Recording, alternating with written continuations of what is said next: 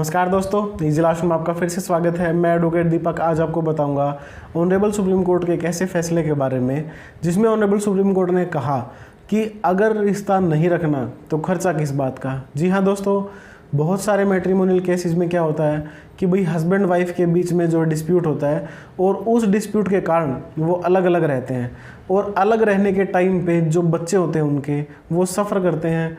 वो बच्चे जो है एक कच्ची मिट्टी होते हैं और वो जिसके पास भी रहेंगे वो दूसरे पक्ष की बुराइयां ही सुनेंगे। जैसे अगर बच्चा जो है वो माँ के पास रह रहा है तो वो पिता की बुराइयां सुनेगा और अगर वो पिता के पास है तो वो माँ की बुराइयां सुनेगा।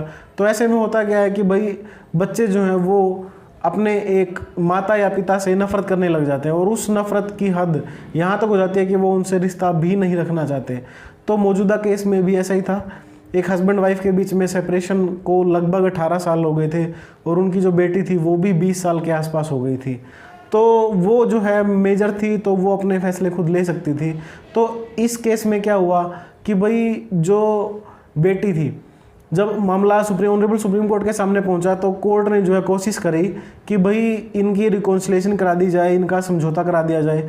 तो इसलिए कोर्ट ने जो है मीडिएशन का सहारा लिया और कोर्ट ने कोशिश करी कि भाई जो फादर और डॉटर है उनके जो इंटरेक्शन है वो भी डेवलप हो, लेकिन वो सब फेल हुआ। तो ऐसे में बेटी ने क्लियर कट बोल दिया कि भाई मुझे अपने पिता के साथ रिश्ता ही नहीं रखना।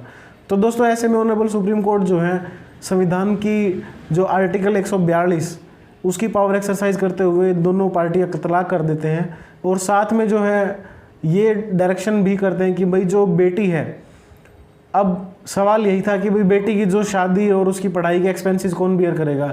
तो ऑनरेबल कोर्ट ने कहा कि जब बेटी को अपने पिता के साथ रिश्ता ही नहीं रखना, जो 18 साल से अलग रह रही है और उसके बाद अब कह रही है कि मुझे रिश्ता नहीं रखना, बीइंग मेजर ये उसका डिसीजन है, तो अगर रिश्ता नहीं रखना तो उसको खर्चा किस बात का मिले। तो ऑनरेबल कोर्ट ने कहा कि भाई ये खर्चे की इसकी कोई भी जो है वो इंटाइटलमेंट नहीं है, वो उसको खर्चा लेने का कोई हक नहीं है।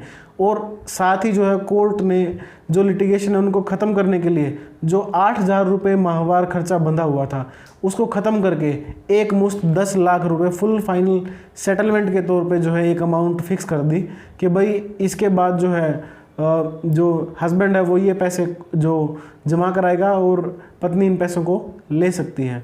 तो इस वीडियो में आपने जाना कि भाई कैसे ऑनरेबल सुप्रीम कोर्ट ने रिश्तों को मटेरियलिस्टिक बनने की बजाय उनको आज़ादी दी।